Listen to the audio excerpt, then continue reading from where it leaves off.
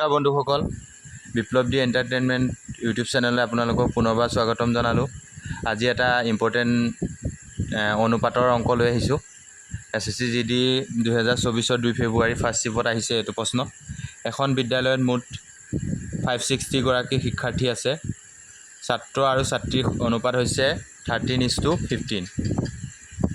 যদি 40 গৰাকী অতিৰিক্ত ছাত্ৰই বিদ্যালয়খনত নামভৰ্তি কৰে তেন্তে ছাত্ৰ আৰু ছাত্ৰীৰ নতুন অনুপাত কি হ'ব? মানে পুৰণা অনুপাত হৈ গ'ল আপোনাৰ 13:15 আৰু নতুন কি অনুপাত আমাক কি হ'ব সুধিছে। অপশ্যনত আছে 1:1, 2:1, 3:3 2:3 আৰু 3:1। এতিয়া আমি প্ৰশ্নটো ছল্ভ কৰিম। মুঠ ছাত্ৰ ছাত্ৰীৰ সংখ্যা কৈছে 560 আৰু অনুপাত দিছে আমাক কিমান? 13:15।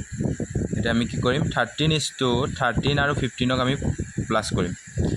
এইফালে 8 আহি 3 পাছে 8, 2 আৰু টোটেল ছাত্ৰ ছাত্ৰীৰ সংখ্যা 560। 560ক আমি 28 ডিভাইড কৰিম। 28 দুবাৰ গ'ল, 2 8 গুণ 16 6 উকলিব 1, 2 2 গুণ 4 4 1 5। এতিয়া ইয়াত শূন্য এটা অহাৰ লগে লগে ইয়াত শূন্য এটা আহি গ'ল, মানে 20কৈ আহি গৈছে। এই 13টোৰ লগত 20 পূৰণ হৈ আছে আৰু এইফালে এই 15টোৰ লগত 20 পূৰণ হৈ আছে। 2 13 26, 260টা, 2 15 30, 300টা। মানে ছাত্ৰৰ সংখ্যা হৈ গ'ল 260 ছাত্ৰ আৰু ছাত্ৰী হৈ গ'ল 300। ঠিক আছে। তাৰপিছতে যদি 40 গৰাকী অতিৰিক্ত ছাত্ৰই বিদ্যালয়খনত নামভৰ্তি কৰে, এতিয়া আমাৰ ইয়াৰ লগত কি হ'ব? 40 ছাত্ৰ যোগ হ'ল, 40 যোগ হোৱাৰ লগে লগে ইও 300 হৈ গ'ল আৰু ছোৱালীও 300 হৈ গ'ল।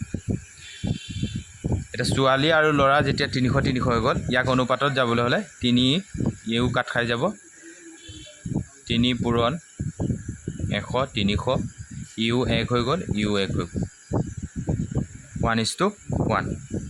এনচাৰটো হৈ গ'ল 1:1।